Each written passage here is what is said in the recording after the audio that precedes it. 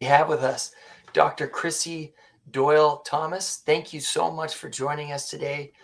Thanks for having me here, Rob. I'm so excited for this conversation. Yeah, well, I found you on the wonderful world of Instagram Yeah. through Danny Stone. So Yeah. we've had him on before, and it was an awesome conversation. I And saw that on your page, actually. yeah, and then I found you, and I'm like, man, neuroscience. This is a subject, especially with everything that's going on in the Yeah. world. Pandemic, Yeah. um, global warming, things like that. Yeah. Brain health is incredibly important. Yeah. So I wanted to start off by asking you, what exactly is neuroscience? Well, that's a great place to start. And I can talk forever about neuroscience because I really, truly love what I do. So, neuroscience, and if we kind of break up the word, neuro means brain, right? Right. And science is science, right? The study of how things work. So, neuroscience is really the study of the brain. And within, that could apply to a number of different contexts, right? We can be talking about how the brain relates to behavior, which is really psychology based, how the brain relates to learning, which is like more cognitive neuroscientists, how the brain relates to mental illnesses, which again is psychology, or other health conditions, which could be neurology, right? So it kind of goes the kind of gamut of what is our existence kind of thing, and how the brain responds or interacts with those kinds of different disciplines. Now, me personally, I stay in the psych stream, right? So, Mhm. my background, I have a bachelor's of psychology, and then I went into medical sciences and neuroscience specifically for my master's and my PhD. And I have kept the focus of looking at mental health. What does that mean to the brain? How does the brain affect our mental health? How does it affect our behavior? And then when there is a mental illness, how do we treat that in understanding what the brain can do, right? That kind of thing. So for me, neuroscience is a lot of fun to talk about and a lot of fun to work within that field. And my focus specifically is mental science, neuroscience as it relates to mental health. So when you bring up mental health, I mean, Yeah, it's something that we're becoming much more aware of. yeah, But I also like sometimes I hear things and I'm like, oh, is that the right usage of that word? For yeah, example, anxiety, yeah, depression, and mm, PTSD. I mean, yeah, I'll be honest, I've heard people say, "Oh man, I got PTSD." And yeah, it's like because they were working in a busy restaurant.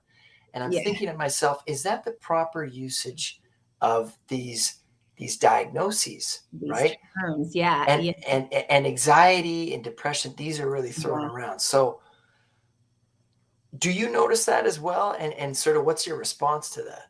Yeah. Now, you're absolutely right. Those terms are used in our everyday language. And of course, there are clinical definitions for what these Yeah. things mean, right? We have something called the DSM-5, which is the Diagnosis Statistical Manual for Mental Health Conditions. And there's 5 editions before this. So we're on DSM-5 right now. And there are criteria that needs to be met for these disorders to be diagnosed as anxiety or depression or post-traumatic stress disorder, for example, right? However, we all experience life, and it can be that we feel, we fall somewhere on the spectrum of experiencing these symptoms within our lives. It becomes a clinical diagnosis where it affects our functioning, where it's clinically significant effect on our functioning in life and our quality of life. So that's where it becomes something where, a psychologist will get involved or a psychiatrist will get involved to provide kind of medical assistance in those situations. But to be honest, we're all coping with so much. We've all kind of living, some level of these symptoms within our lives, whether it's like, brain fog or, unable to concentrate or just get through our day or get Yeah. out of bed sometimes. You know what I mean? But of course, there are definitions within the medical field about how long have you experienced these symptoms? Right. How debilitating are they? And how is it really affecting your functional ability in life before you can get a clinical diagnosis of one of these conditions? Yeah, because I was thinking about there's like a 5 list that I try to use. It's Yeah, called nests. There it is. Okay. I have to write it out, and then I will tell you as I remember it. So Yeah. NESS, it's an acronym. Yeah. Nutrition, exercise, sleep, time to self, and support. Wow, I love that. Yeah. I'm going to use that acronym now. Please do. Please do. I didn't come up with it. I'm not that smart. But Yes, you when are. I think about it, I'm like, man, that is so great Yeah. for almost diagnosing day-to-day things. Because obviously there's chronic stress. Yeah. But we were talking earlier about how my daughter, Yes, love her to death, love her to pieces, but man, she's like, my sleep is wrecked. it's So crazy. this whole week I've been struggling, and all I really got to do is this quick little checklist and sleep. Yeah. Go ahead. Go ahead. Not to interrupt you, but I think we underestimate the importance of sleep. Okay. Yes. And how that helps with our brain health, right? Like sleep has a housekeeping role in removing toxins from our brain that build up during the day. So sleep is so very important. And sleep also helps to like maintain those pathways in our brain that solidifies things like our memories and our learning. You know, when kids are in school, I tell my kids all the time, you can't cram for a test and get an hour's sleep and then think you're going to function well, right? It just does not translate in that way. Sleep has a very important role in maintaining our brain health and in maintaining how we function in terms of how we're managing with life and learning and remembering and all those kinds of things. So yeah, sleep is important. As parents, we get a little bit of it and we're kind of adjust our life to cope, but it really is important for our brain health and our mental health. So the big question that I wanted to ask you, because the nests, for example, it's all kind of, I think there's a chronic underlying thing, and please correct me if I'm wrong, but I was asking you earlier about the relationship between neuroscience and cultural influences, and in particular in the Western world, from my experiences, my understanding is that we live really chaotic lives that have the semblance of being orderly, of course, but almost maybe too orderly. Like, for example, I am not a morning person, but I got to be at work for 8:30. Yes. And I got to walk my dog, I got to take so how is culture influencing neuroscience? Yeah. That's a great question. And I think the fact that you brought up, a few minutes ago that a lot of people are talking about how they're anxious and depressed and they have PTSD and all this kind of stuff is really a reflection of what's happening within our society right now, to be honest. And I love the acronym that you use there because it hints at things that are so integral to brain health. We talk about eating well, foods that can translate into the building blocks of the neurochemicals we need to be healthy, right? The brain chemicals we need for our cells to work. You talked about exercising, which also translates to chemical activity in the brain. That's very, very helpful. We talked about sleep, and I forgot the other one on your acronym, but I mentioned that because if we look at that within how we behave every day, it's quite different. We have a lot of folks going out and drinking a lot of alcohol. We're spending tons of hours kind of scrolling through technology, social media, all these kinds of stuff.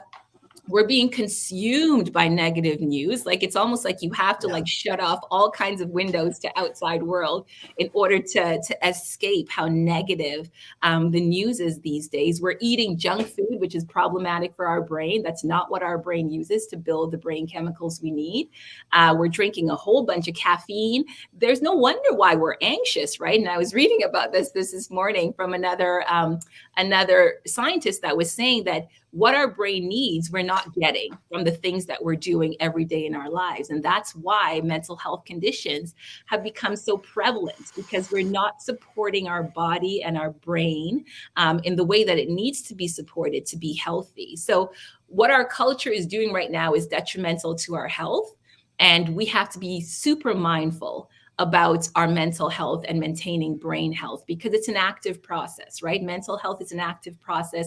Brain health is an active process, the same way we have physical health and we have to, deal with eating well and sleeping and exercising, and it's active. It's the same way we have to be active when we are maintaining good brain health.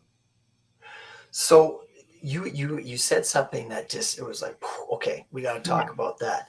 And that's technology and Yeah. brain health. Now you have two younger Yeah. boys, Yeah. and I work a lot with kids as a Yeah. mental health as a school counselor. Yes. And one thing that I think is a big struggle is technology. Yeah. So how is technology influencing our brain health? You know what? I think interestingly, and this is like outside of my immediate area of research. So I'm going to kind of talk from my own kind of, just my Yeah. personal thoughts here. Um, I think it's technology could be a good thing. I think the content is what's problematic. What we're ruminating on, like what we are allowing to become, um, you know, to become who we are. Now, when we think about the brain, it's interesting because the brain is really like when we're born, it's a blank canvas. We're born with more neurons than we die with. And it's life experiences that really shapes how our brain chemicals work, how our cells connect, how thoughts and behaviors are developed is through our life experiences. And when I say life experiences, I'm talking about what we expose our brain to through our five senses, eyes being one of them, ears being another one. You know what our five Yeah, senses are. yeah, yeah. But I'm saying technology is basically that content coming through our senses and really changing the function and structure of our brain. And that's why we have to be careful what we feed ourselves. And I think it's so important for kids. I have a 12-year-old, he's going to be 13 soon, and he's a big guy. Like he's almost 6 feet tall. He does not look like a 12-year-old. He really wants to make it to the NBA, and he has the height already. But like, Wait, say he's 6 foot, he's 12. he's I 12. was like He's 4 almost foot there. 2 when I was 12. That's awesome. Yeah. But I say, like even what he's exposed to because of how he looks older, he's in different Yes. conversations, right? Because people are thinking Right. he's much more mature than he is. And he's then engaging in like, content and technology and social media that I'm like, okay, let's stop back. Like, let's hold on for a second because your brain is still developing. And I don't want this to become the backdrop by which you base your reality or your concept of existence or your concept of what's important. And the interesting thing is that we're shaping our brains by what we expose ourselves to. So personally, there are some people who say technology is awful. I think the device itself is probably fine. It's the content that we're Yes. feeding our minds with that is problematic. And, I did a talk recently last week, Friday, and I was talking about the fact, just, an example of how we shape our brain through what we feed it through our five senses. If I am born and I am born blind, my visual cortex will never develop, right? And you who have had sight for your entire life, your visual cortex will be a lot more sophisticated than mine because you've had the sensory exposure in your life where I have not. So our brains will be different because of our life experiences. And it's the same thing with the content and messaging and technology that we get from social media and stuff like that.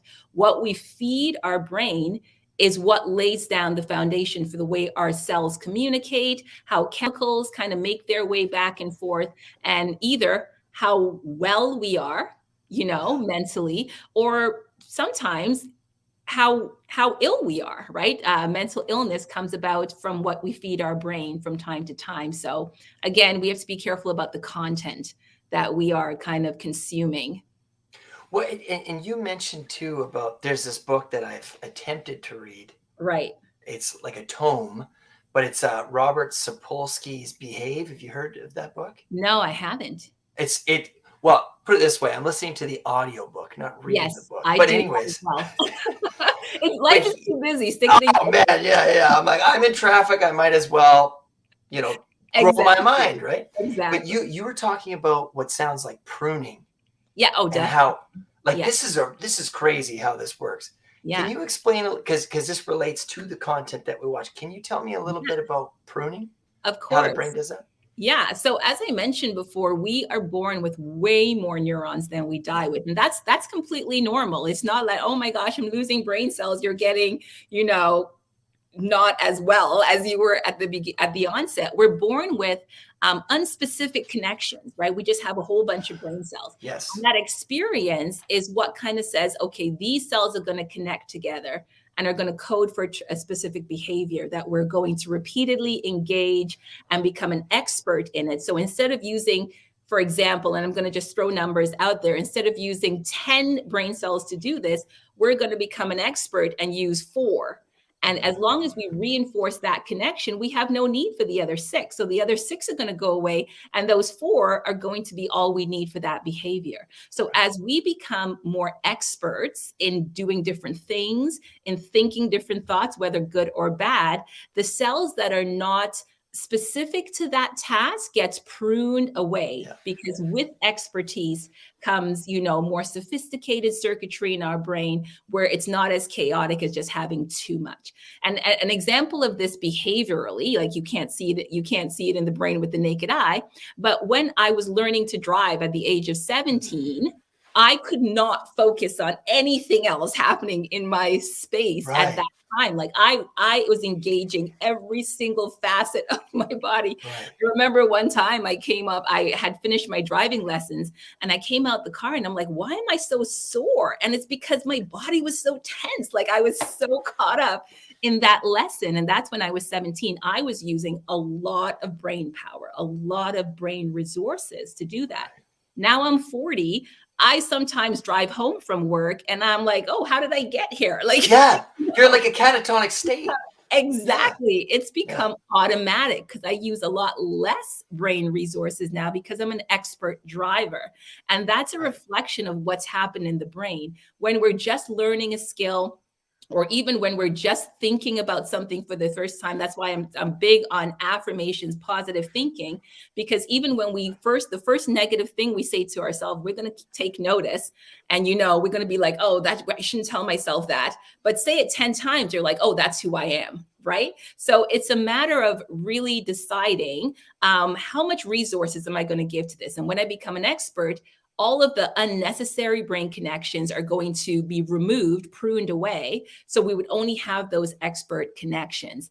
And that's also why it's so hard at times to change behaviors that we've been doing for so long, because we've trained our brain cells. They're doing very specific things. And by changing a behavior, we're trying to recruit connections that aren't there. So it takes time to rebuild that kind of neural circuitry to create new behaviors. And that's also why therapy is so hard and it takes so long, right?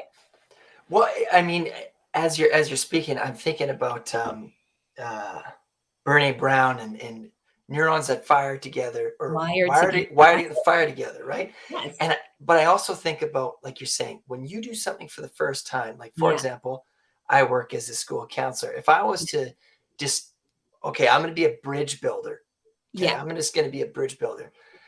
For one, tomorrow morning I'm starting. I have no idea what I'm doing. People are going to be like, man, like what is, like, you do not know what you're doing. People are going to be really hard on me, for one. Right. And then it'll be trying to figure this out. By the end of the week, I'm going to be exhausted. Yeah.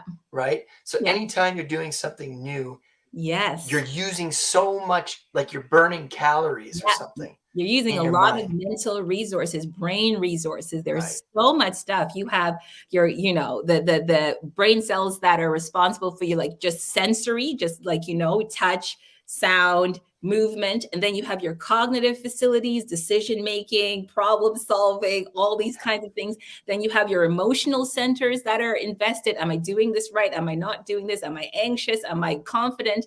You're recruiting so many different areas from your brain when you're doing things for the first time. So of course you're exhausted. So somebody who's doing something for the first time. Yeah. Let's even take it a step further. Let's say, because our mind does things like reflexively. Right. For example, when we're angry, so we're elevated. So you throw a vase or whatever it is that you do. You have a trigger. And then, you have the reaction, you get angry. Yeah.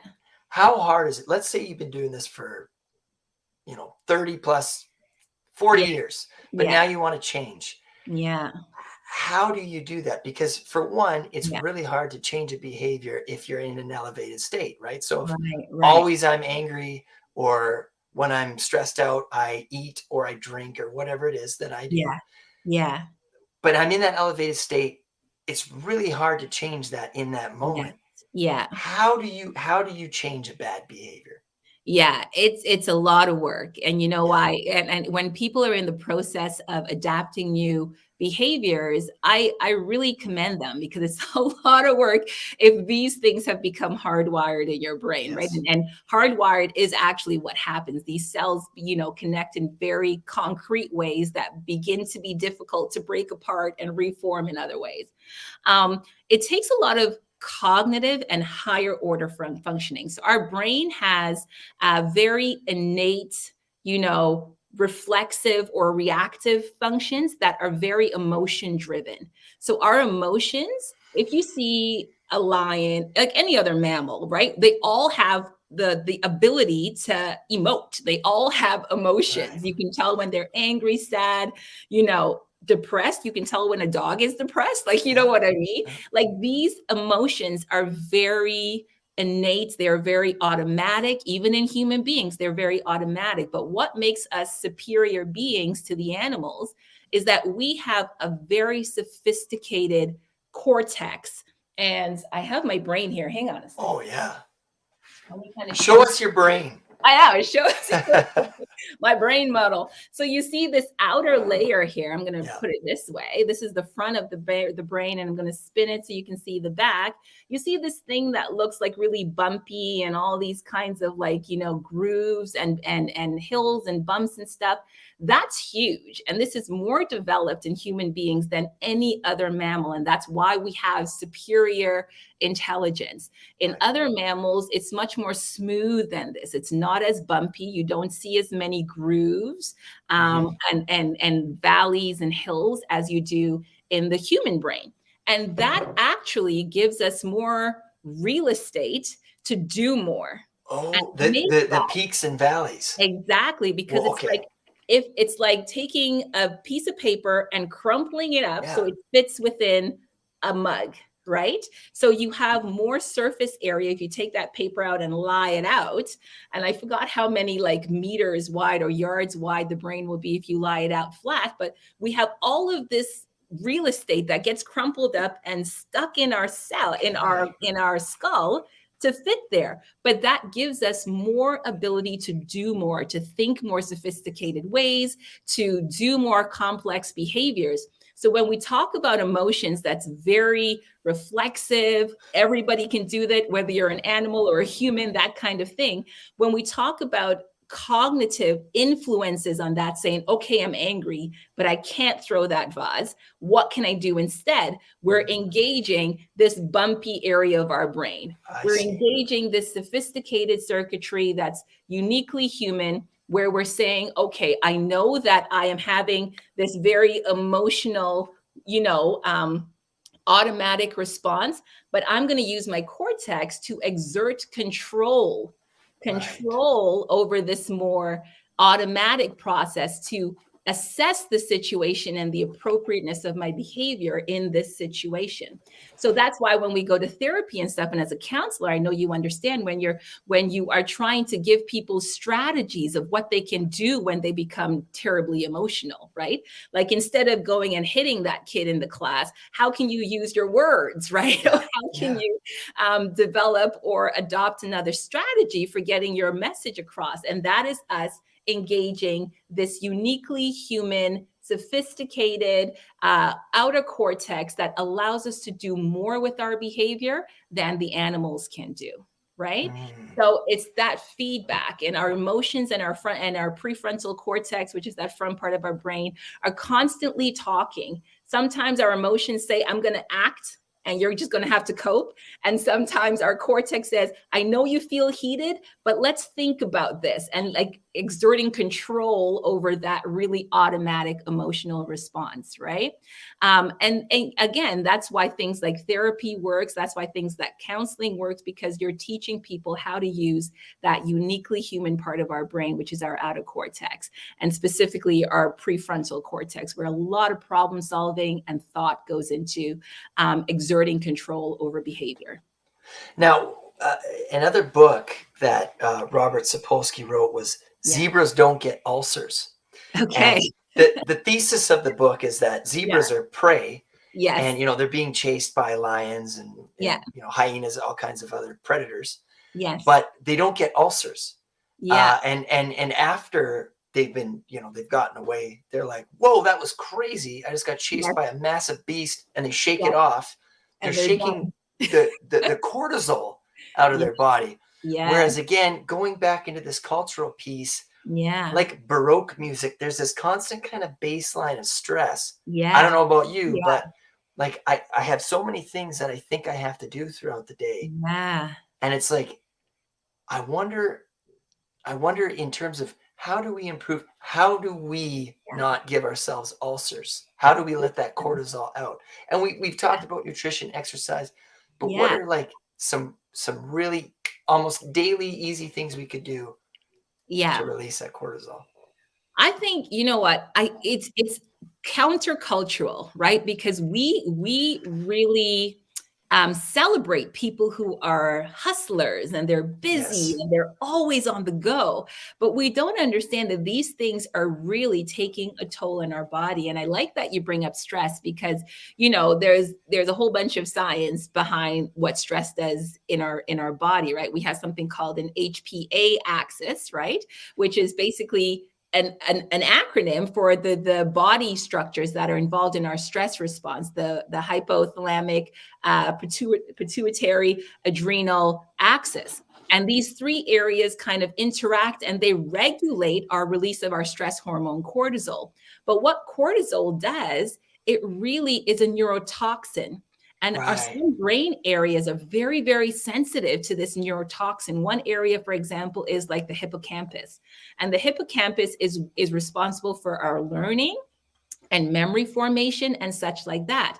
So we find when we're stressed out, the first thing to go is your ability to like focus and concentrate on things, your ability to remember things. I had one time in my life where I was super anxious. I was going through this low point in my life, and I had a lot of stress at work.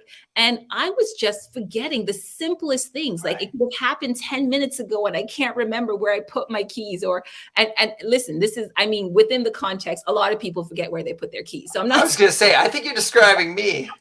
So I'm not saying that everybody is stressed out to disagree, but like I couldn't remember like conversations that I had 5 minutes ago. And it was because this neurotoxin, cortisol, was changing the way brain structures that are sensitive to it work, right? And this again is the hippocampus, where we learn and remember things. That area is super sensitive to cortisol. Our frontal lobe, where we have that executive function that we were talking about, that higher order thinking, problem solving area of our brain that helps us to make good decisions as human beings, and bad ones too, but it's engaged, in that kind of very human behavior, that's sensitive to stress. So self-care, to answer your question finally, self-care is very important, and it's countercultural. We have to figure out that we need to slow down for our own brain health and our mental health and our physical health. And whether it's taking time out and say, okay, I'm really stressed now, I need to go outside, because nature can also activate very, very helpful chemicals in our brain. Like nature can get our serotonin, which is our moon regulator chemical in our brain, to the right levels. It could also activate dopamine, which is our reward or pleasure seeking chemical in our brain, to the right levels, right? It could also, activate a number of different chemicals. So when we slow down and engage in activities that trigger the release of helpful chemicals in our brain, it helps us to de-stress and it helps us to cope a little bit cope a little bit more. Exercising is good. Of course, we mentioned that for the endorphins. That's very helpful for the brain as well. That's a chemical that our brain cells respond to. Eating well is important because, again, as I said, these are the building blocks to make the chemicals, the good chemicals that your brain needs. So if you're not eating well, it's very hard to cope with stress. It actually can make stress worse because now you have inflammation in the brain that your food choices are influencing. So making sure that you're eating well and the processed foods and the sugars and all those kinds of things are out of the way. Again, nature, what other things? Just massage, getting a massage, taking a long shower, listening to music. These behaviors activate brain chemicals and makes you happy. So stepping away and saying, it's okay for me to step away from this hectic schedule and do something that makes me feel good. Because when you're feeling good, that is the output of helpful chemicals in your brain doing something positive with your brain cells. We talked a little bit about, and brilliant answer, by the way. I mean, the irony here is that when we're most stressed, when we most need self-help, that's when we don't do it. True. Right. So it's this constant, it's like we're circling the drain here Exactly. of our own well-being. Yeah. Now, there's an interesting piece to stress here because there's real stress, like there's the real perceived threat that I'm going to get eaten by a gigantic cat versus the not really life-threatening stress, yet it becomes life-threatening stress of like deadlines. For example, today, just to give you an indication of how chaotic my life is. So, I wake up at 7 and I'm like, oh my gosh, I got to get my kid ready, my daughter for daycare, and I got to be at work and there's traffic. But while I'm driving to work, I'm like, I'm going to be late. Right. But I just accept it. It's like, I'm going to be late. And I try to breathe. Like I try to just. So important. This kind of almost meditative breathing. But I'm telling my mind, because I'm trying to trick my mind to telling myself that the stress that I'm experiencing is not life-threatening. Exactly. But yet our body still, it doesn't know the difference. Or at least our brain doesn't know the difference. Until you do things like deep breathing, right? And that hopefully gave you some relief, because just the act of deep breathing, getting oxygen, which our body needs, our brain needs, our body needs to kind of metabolize things, to get a gulp of oxygen into our system, to flood our brain, to flood our body, actually helps to move our blood around better, to get different areas of our brain activated, and just to release it as well is very therapeutic, because it's affecting the chemistry that's happening inside of you. Breathing is a very, very powerful thing. And I liked what you said about tricking your brain. And it is possible. And that again is that sophisticated human bit right here. It's working. It's working, letting us do some really cool things that the animals can't do. Right. So it's using that prefrontal cortex to say, and that feedback loop I'm having this is my emotional response. That's very automatic. It's driven by the environment. I can't tame it. I feel stressed out because I'm getting inputs to myself that's saying that I'm not meeting deadlines. You get that prefrontal cortex engaged, and now a feedback loop is starting to happen. It's starting to talk to that emotional center and saying, it's not a real threat. You can calm down. Let's do something else. And that feedback loop, with enough effort, will change this response to taper that stress response. So I think you bring up a really good thing there, that when we have that emotional response of I'm stressed out, I'm anxious, something bad is going to happen, we got to talk to ourselves. We got to really talk ourselves off the ledge, because with enough of that kind of strategic, thinking, it would calm down our emotional response, because it is that powerful and it can exert that effect onto more automatic processes in our brain. So to what extent is willpower a thing?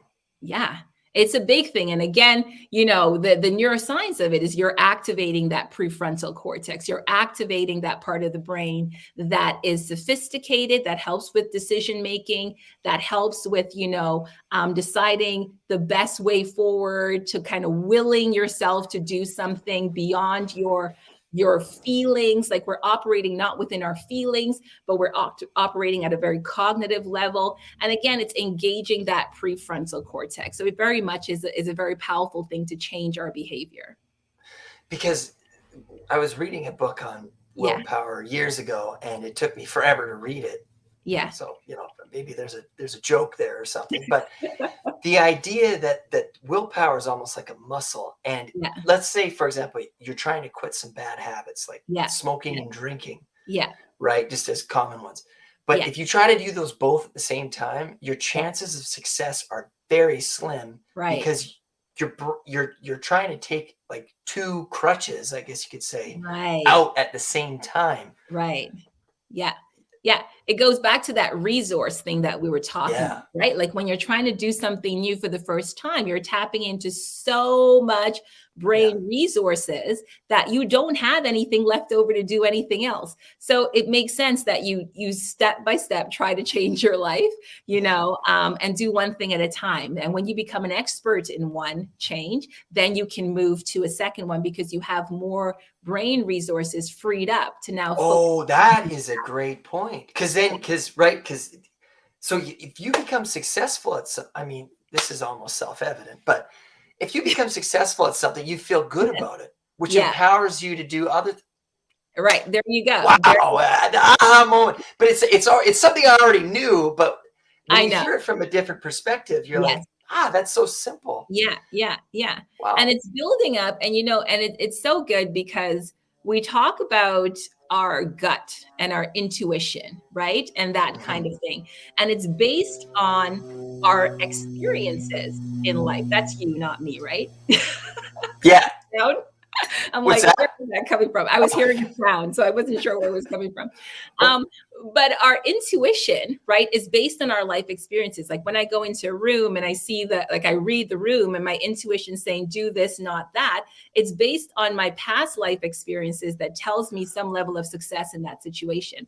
So if I've just had a successful occurrence in changing a behavior, my intuition is going to tell me, you can do it again. Keep going, right?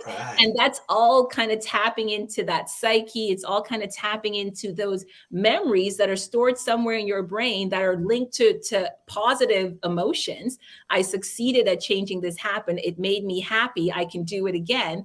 Creating a positive kind of a foundation for you to try it again with a new behavior. So past experiences can be very helpful in having you engage in a new experience from the motivation of potentially being successful again. And I mentioned before dopamine, which is our reward and motivating neurochemical.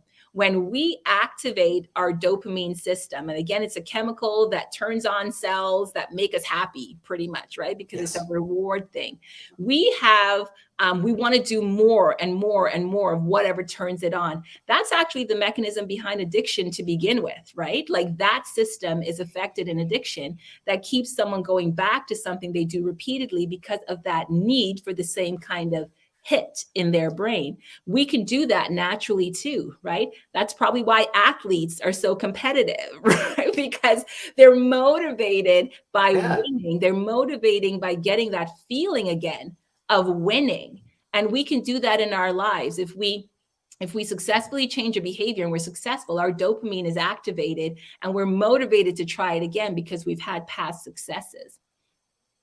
Okay. Well, I mean, yeah, because one of my questions I want to ask you is, are we hardwired? Are our brains hardwired for addiction?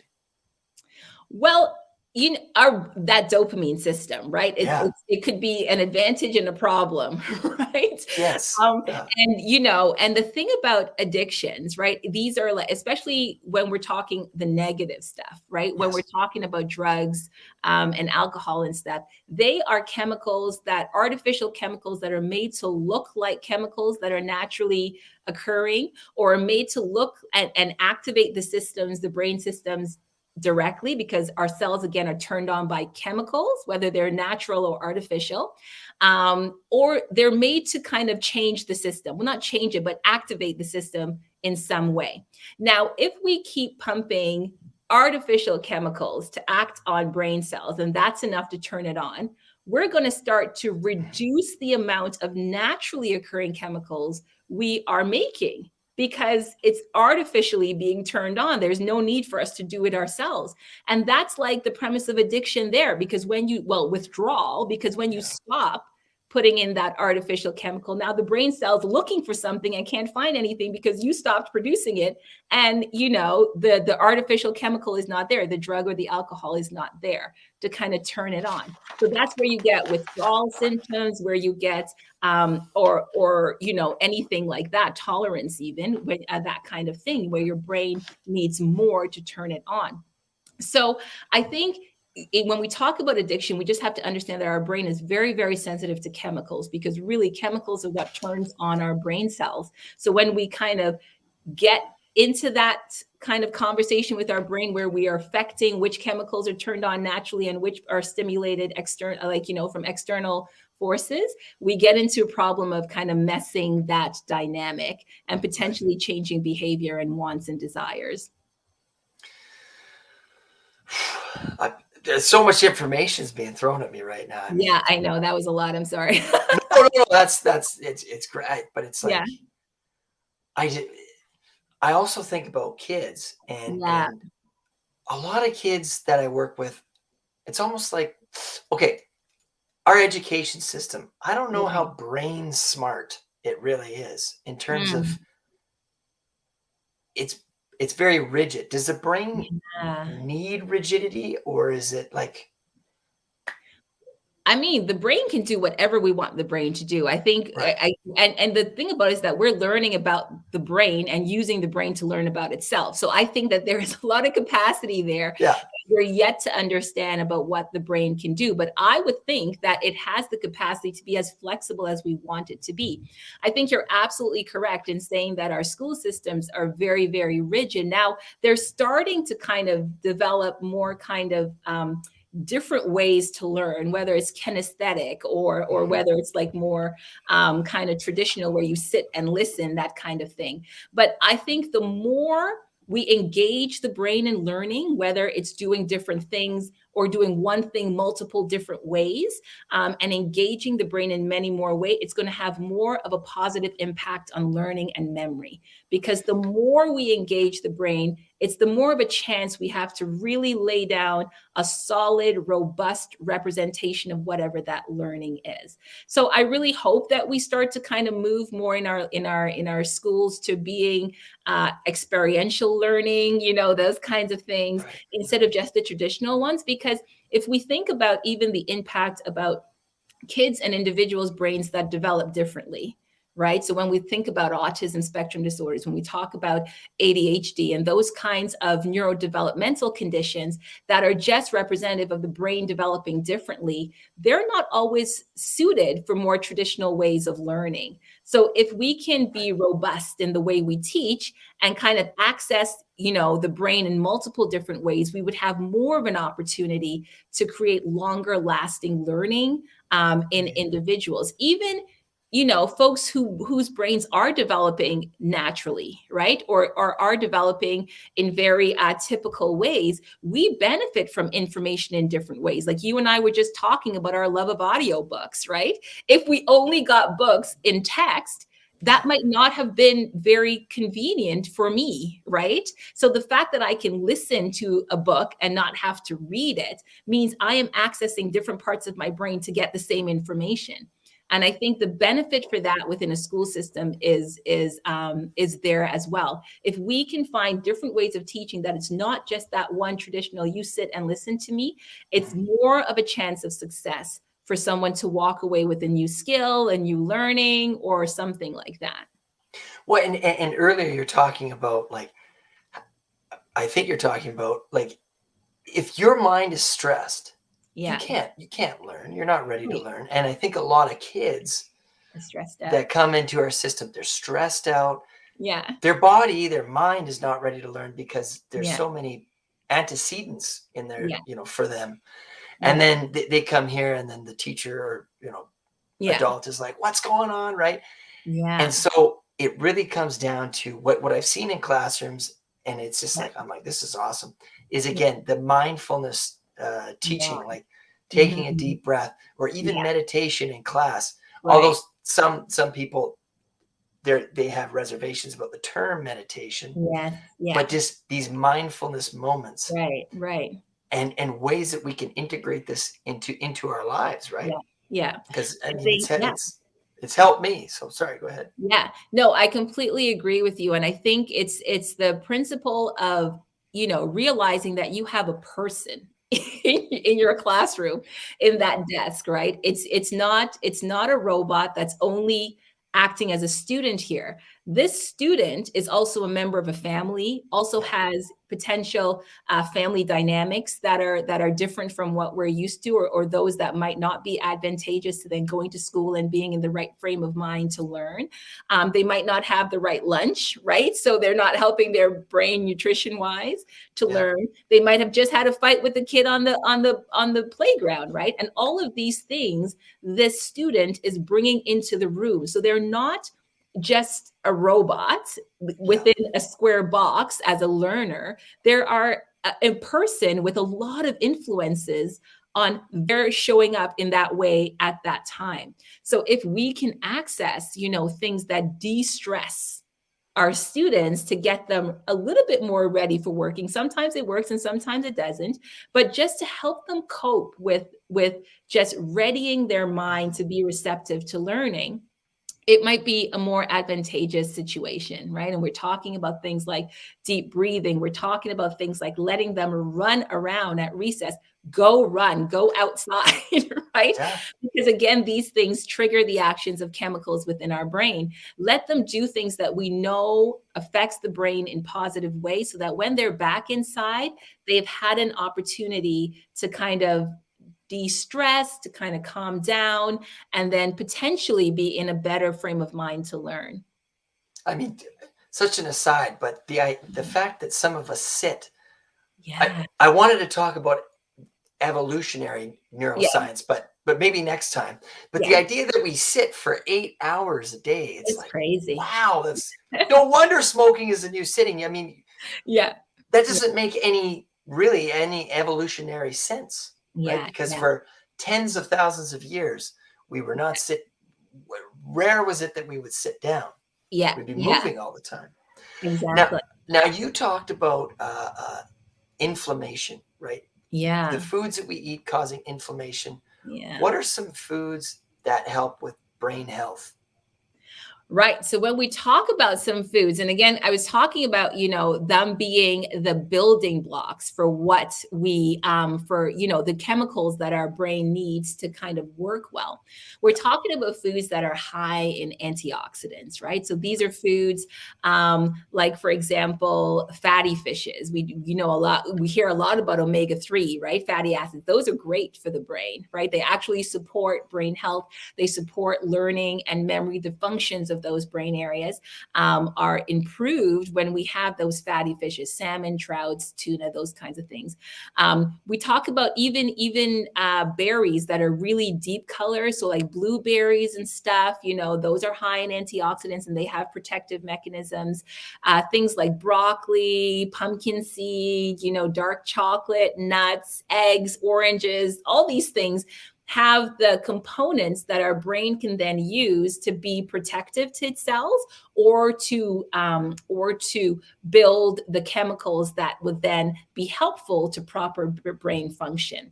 So these are just some of the foods that have those kinds of vitamins and minerals and antioxidants that help the brain to function as it should.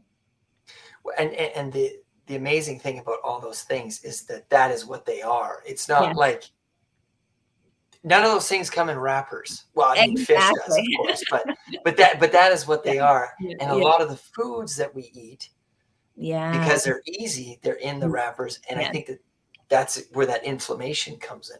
Exactly. And we were talking about those cultural influences. I think the foods we eat is very problematic to our brain and therefore kind of leads to mental health challenges along the way, like whether it's anxiety or depression. They say that, I forgot what percentage, but a very, very high percentage of serotonin, which is a brain chemical, I think they say, and don't quote me, about 75% or a very high percent of this chemical is produced in our gut. And our gut is where we digest and process our food, and it affects our brain because it is a brain chemical.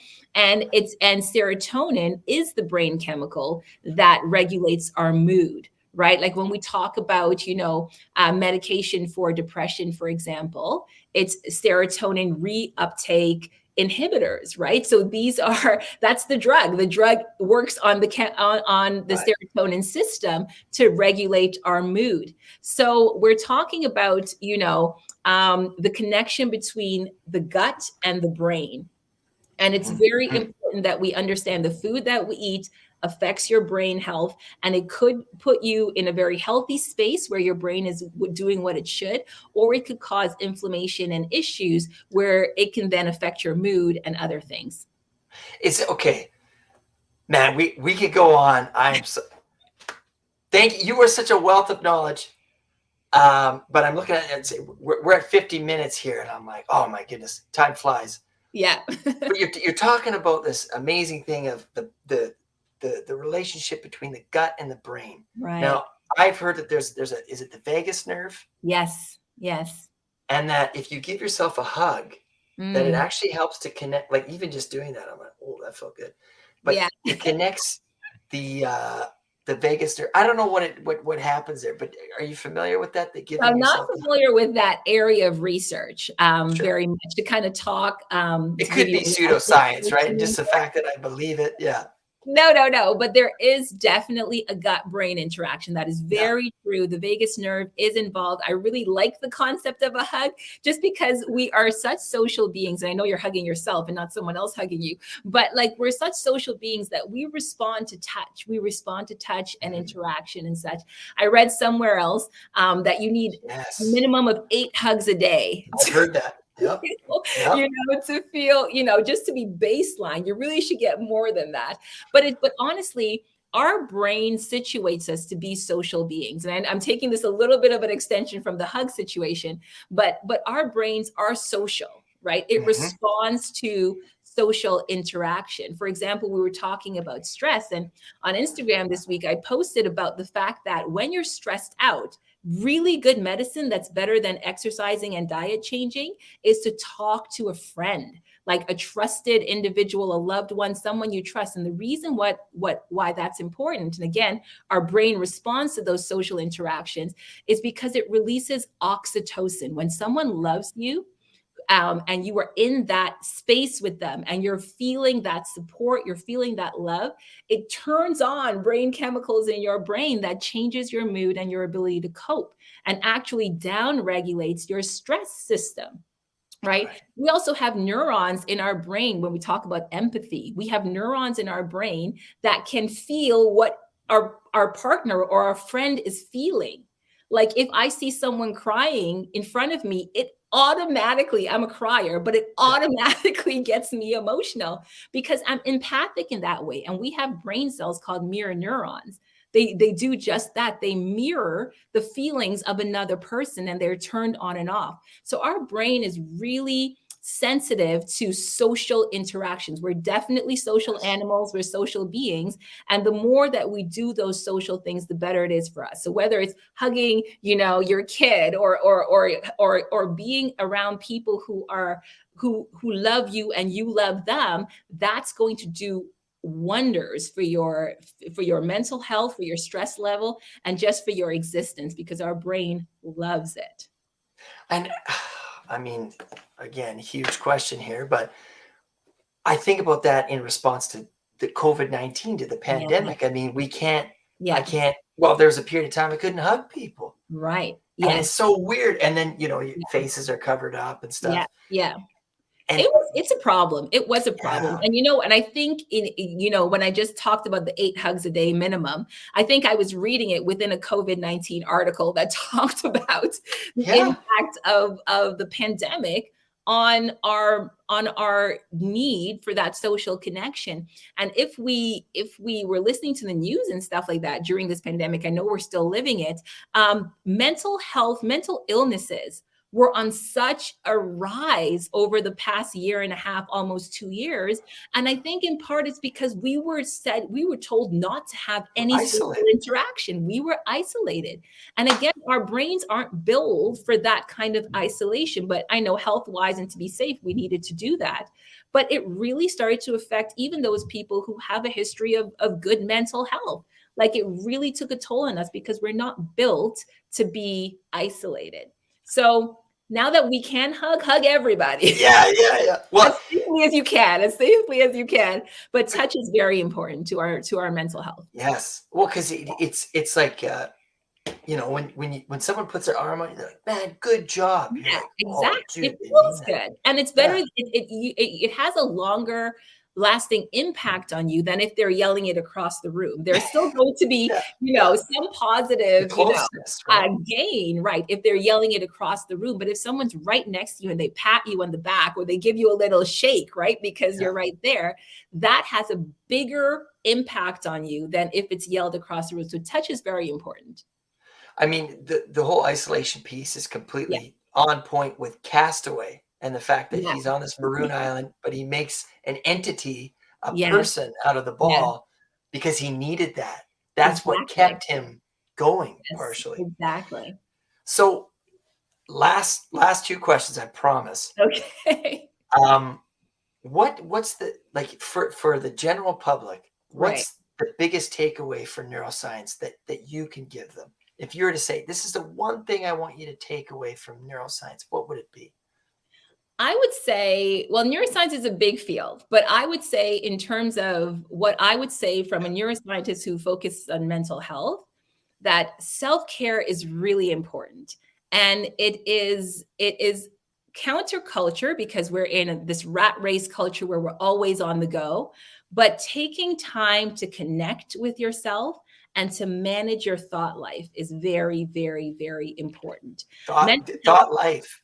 thought life. I call it thought Oh, I life. love that. I'm writing that down. It's an active process. We have to actively question what we're thinking about, challenge it, because not everything we think is true. When you talk to psychologists, that's the first thing they're going to tell you. Not everything you think is true. And oh my goodness, I want to say something, and it's probably going to like spin us into like another 10-minute conversation. But I'm just going to say this, that the reality is our brain is attuned to thinking negatively.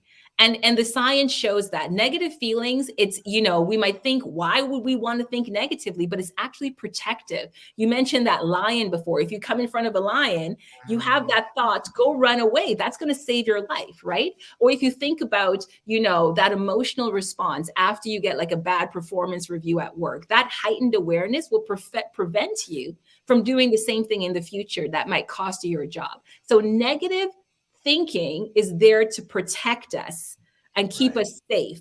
But the problem becomes when we start to ruminate on it and we don't shake it and we don't kind of develop solutions around that thinking to bring about change. And I think sometimes that's where we get stuck in terms of mental health. We allow these thoughts to come our way and say, you're not good enough, instead of saying, no, I am good enough. And I am able to cope with this and I can do this. You know what I mean? As Yeah. opposed to like leaving the negative thought there and it changing your brain. And again, we talked about the more things you do repeatedly and you become, or the more things you expose yourself to do, it's changing how brain cells are connecting. It's changing how those chemicals are working. So we have to quickly change those negative thoughts into something positive.